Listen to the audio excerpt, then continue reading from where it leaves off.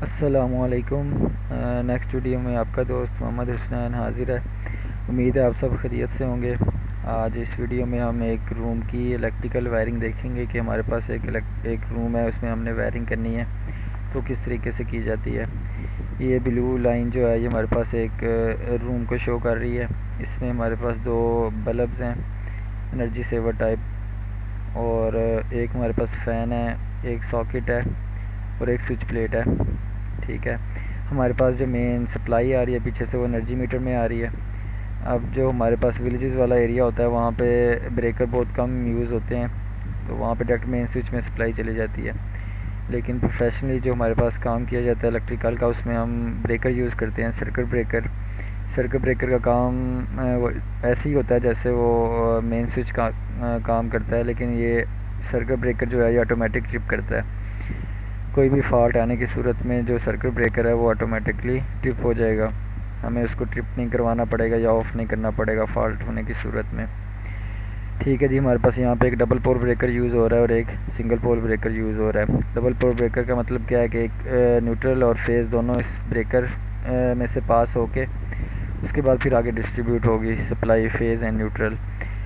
जैसे कि मैंने लास्ट वीडियो में भी बताया था कि हमारे पास जो लोड होता है, कोई किसी भी किस्म का कोई भी लोड है, न्यूट्रल जो है वो डायरेक्ट उस लोड में चली जाती है, लेकिन फेज़ जो है हमारे पास किसी सॉकेट या स्विच में से होके जाता है। अब हमारे पास एक सिंगल फेज़ ब्रेकर है, टू पोल ब्रेकर में से एक केबल निकल के हमारे पास सिंगल पोल ब्रेकर में आ गई है। यहाँ से केबल निकल के हमारे पास स्विच में चली गई है और एक केबल यहाँ से लूप होके आगे डायरेक्ट सॉकेट में चली गई है। क्योंकि सॉकेट को स्विच से कंट्रोल करने की ज़रूरत नहीं होती, उसमें ऑलरेडी एक स्विच लगा होता है कंट्रोल करने के लिए। इसलिए हमारे पास जो एक फेज़ है, लाइव वायर है, वो डायरेक्ट ब्रेकर से निकल के सॉकेट में चली जाएगी। ठीक हो गया जी। ये जो हमारी सर्किट ब्रेकर से एक केबल निकलेगी वो हमारे पास स्विच प्लेट में आ जाएगी।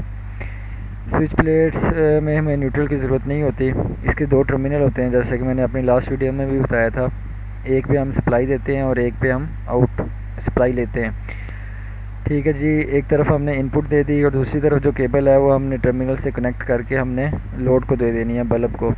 ठीक है, ये जितनी भी डिवाइसेस हैं, बल्ब्स हैं और फ़ैन है, इन सब की एक एक केबल जो है वो इस स्विच बोर्ड में आ जाएगी और स्विच के दूसरी तरफ हमने फेज़ दे देना मेन सप्लाई। जैसे ही बल्ब को हम ऑन करेंगे तो वो जो कॉन्टैक्ट्स हैं स्विच के वो आपस में शॉर्ट हो जाएंगे, तो हमारे पास सप्लाई जो है वो लोड तक चली जाएगी। ठीक हो गया जी, ये दोनों बल्ब के केस में ऐसे हो गया। उसके बाद हमारे पास एक स्पेयर स्विच है। इसके बाद नेक्स्ट स्विच जो है वो फ़ैन का है। अब फ़ैन को हम कंट्रोल करते हैं डिमर के थ्रू। तो इसकी वायरिंग किस तरह होती है कि हमारे पास जो एक फ़ेज़ है वो स्विच बोर्ड में आता है, स्विच बोर्ड से निकल के वो डिमर में चला जाता है। डिमर में दो केबल्स होती हैं, एक वो स्विच के साथ कनेक्ट हो जाती है और दूसरी फ़ैन के साथ कनेक्ट हो जाती है। इस तरह हमारे पास ये स्विच जो है वो हमारे पास कंप्लीट हो जाता है। उसके बाद डबल पोल ब्रेकर में से एक न्यूट्रल निकलती है। हमें स्विच प्लेट में न्यूट्रल की ज़रूरत नहीं होती, इसलिए न्यूट्रल जो है वो सारे लोड्स पे कनेक्ट हो जाती है। हम पहले एक लोड पे कनेक्ट करेंगे, यहाँ से उठा के फिर हम दूसरे लोड पे ले जाएंगे, दूसरे लोड से उठा के फिर सॉकेट में और यहाँ से फिर फ़ैन में। इस तरह हमारा सर्किट जो है वो कंप्लीट हो जाएगा। उम्मीद है आप लोगों को समझ आई होगी। मज़ीद अगर नहीं समझ आई तो आप कमेंट करें, कोई क्वेश्चन है तो बताएं। Thank you. अल्लाह हाफिज़।